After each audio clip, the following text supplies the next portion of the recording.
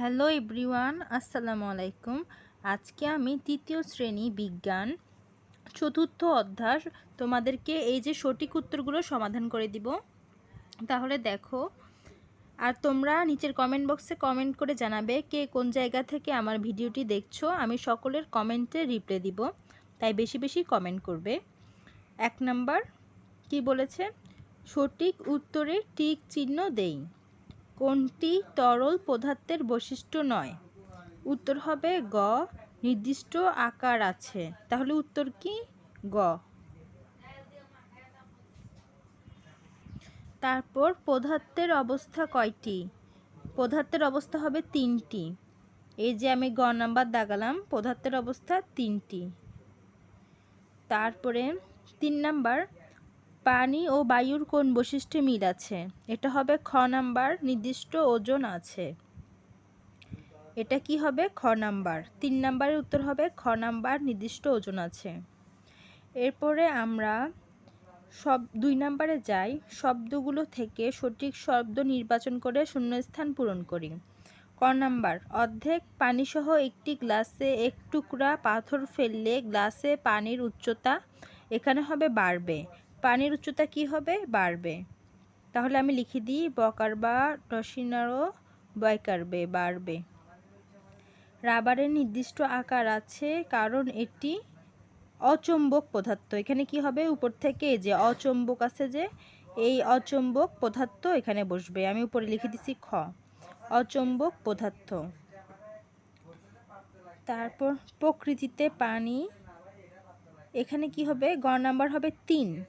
গ নাম্বারের উত্তর কি হবে? 3। প্রকৃতিতে পানি 3 অবস্থাতেই থাকে। এখানে কি বসবে? শূন্যস্থানে 3।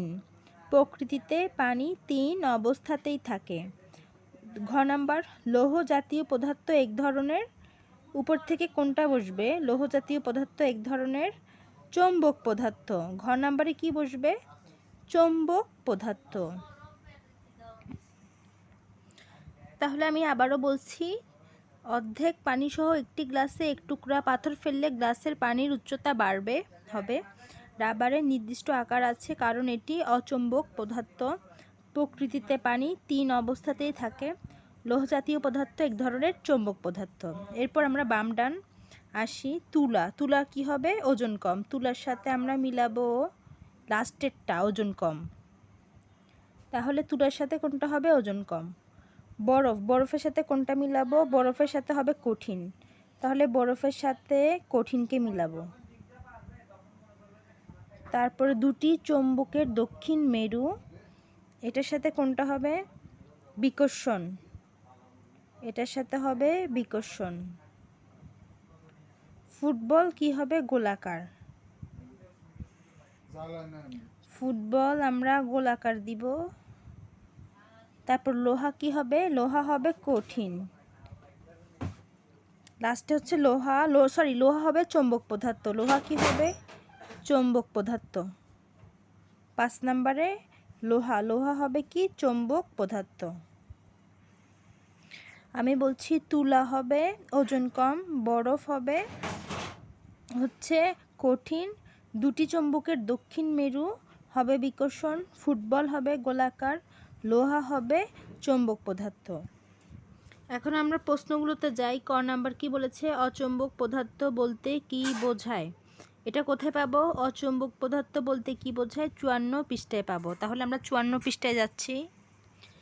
54 পৃষ্ঠায় এখান থেকে লিখবে, 54 পৃষ্ঠায় যাবে, যে লিখবে অচুম্বক যে পদার্থগুলোকে কাছে টানে না সেগুলোকে অচুম্বক পদার্থ বলে। তাহলে এটা কোথায় কোথায় পাবে? 54 পৃষ্ঠায় যাবে, যে লিখবে যে এখান থেকে এতটুকু লিখবে, যে এগুলোর ছবি থাকবে উপরে, উপরে থাকবে চুম্বক যে পদার্থগুলোকে কাছে টানে না সেগুলোকে অচুম্বক পদার্থ বলে। শেষ আনসার, এতটুকু লিখলেই হবে। তারপরে দেখো, একটি দ্বন্দ্ব চুম্বক কখন অপর একটি দ্বন্দ্ব চুম্বককে আকর্ষণ করে? এটা কোথায় আছে? 54 পৃষ্ঠার নিচে। 54 পৃষ্ঠায় যেতে হবে।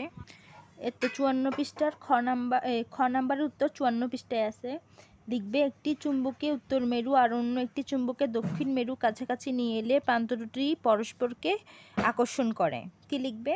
একটি চুম্বককে উত্তর মেরু আর অন্য একটি চুম্বককে দক্ষিণ মেরু কাছাকাছি নিয়ে এলে প্রান্ত দুটি পরস্পরকে আকর্ষণ করে। এরপরে বেলুনে মুখ দিয়ে ফু দিলে বেলুন ফুলে যায় কেন?